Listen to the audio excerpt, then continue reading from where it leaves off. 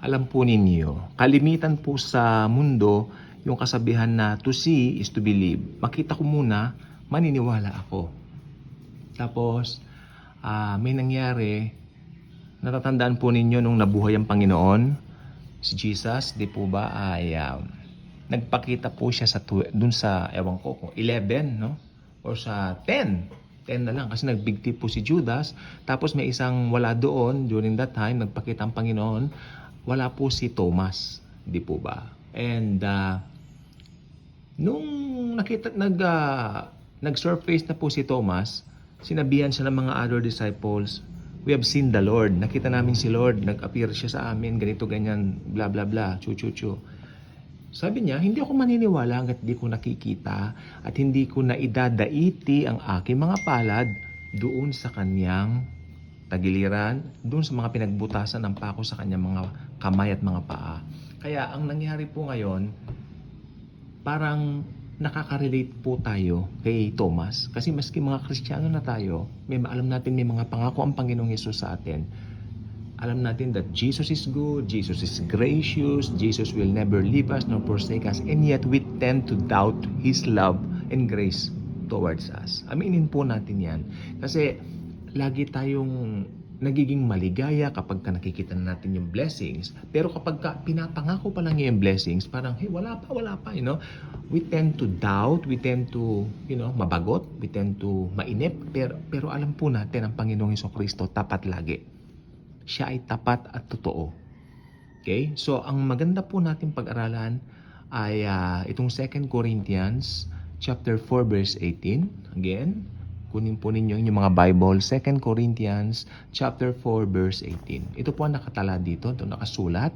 While we do not look at the things which are seen, but at the things which are not seen. Ang ganda. For the things which are seen are temporary, o sa ibang salin, temporal. Ibig sabihin, pansamantala lang, no?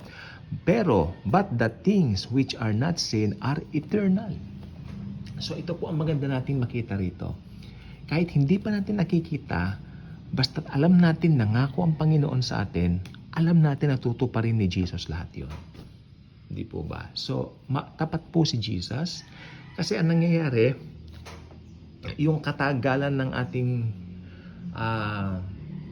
hinihiling, yung in-between na humiling ka, tsaka doon sa time na dumating yon, hindi mo may pagitan yon. Paano pag yung pagitan na yan tumagal? Yun, doon makikita ko ano yung behavior mo, doon makikita ko ano yung asal mo, ano yung attitude mo towards doon sa paghihintay. So, it doesn't follow na kapag ka nagtagal, it doesn't follow na wala ng pag-asa. Maaring nagtagal kasi may purpose si Lord, may dahilan si Lord, bakit niya pinatagal?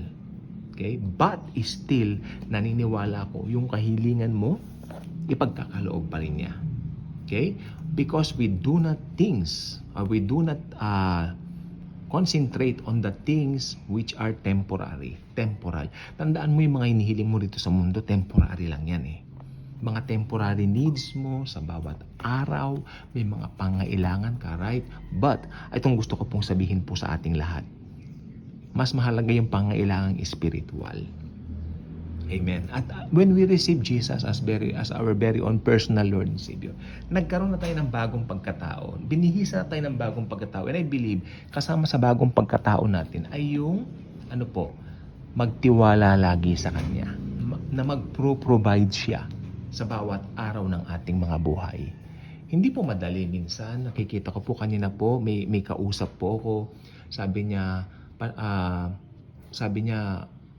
nagpalabas po ako ng 200,000 para sa isang negosyo. Hindi ko po alam kung magwo-work itong negosyo. Parang kinakabahan sila. Sabi ko, kung isasama po ninyo si Jesus sa inyong negosyo, magiging successful po kayo. Yan ang sinabi ko. I don't know kung tinake nilang serious yan, but yeah, because nakikita ko medyo ninenervyos dahil nagpaluwal nga ng Sa kanila, malaking halaga na yung 200,000, which is malaking halaga po talaga yan kung tutuusin.